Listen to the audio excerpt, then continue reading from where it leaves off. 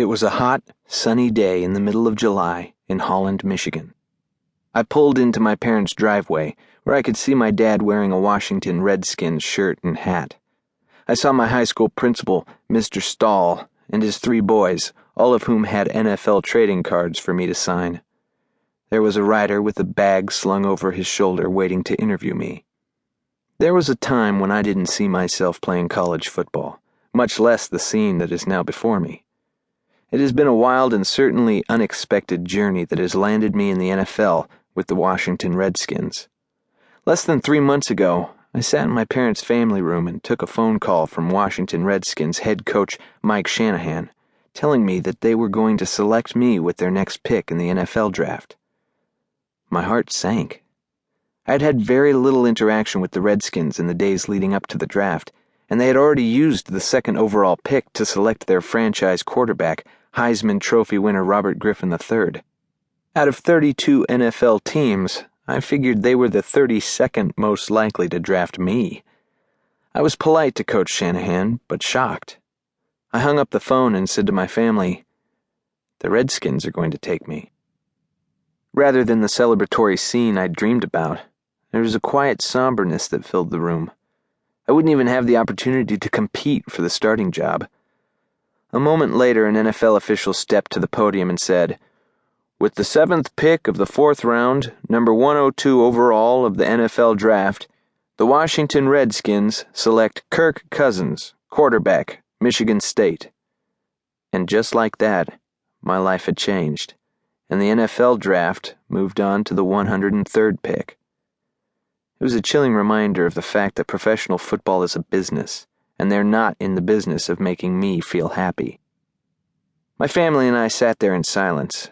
A moment later, the draft experts began debating my selection. Why would the Redskins take a 2nd quarterback?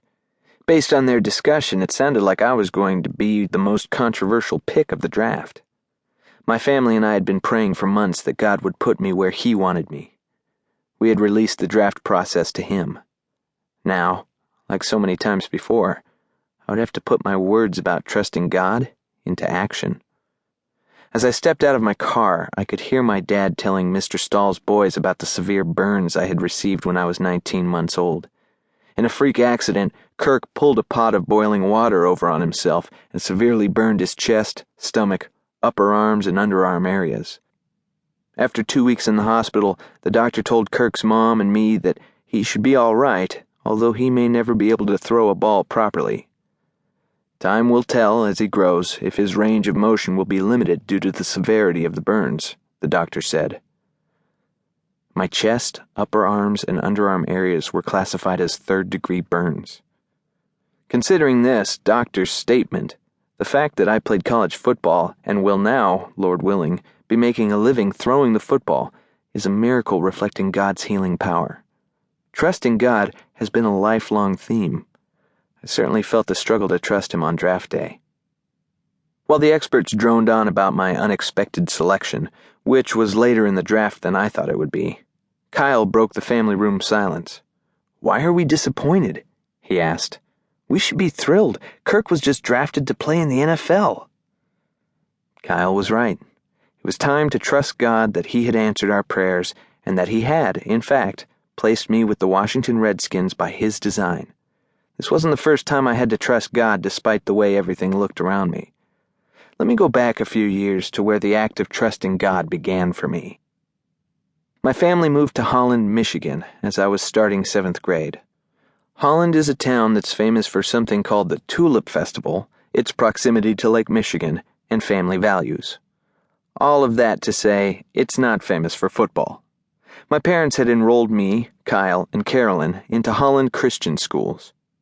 I learned that Holland Christian had just started a football program 2 years earlier and didn't even have a varsity team. The first varsity team was scheduled to take the field when I was a freshman. My dream since the 4th grade was to play major college football. For this to happen, I needed to be recruited by schools. I knew how the recruiting process worked, and I knew that a player's sophomore and junior years of high school were critical. I was encouraged by a strong freshman season when our freshman team went 9-0. My sophomore year, however, our 4 best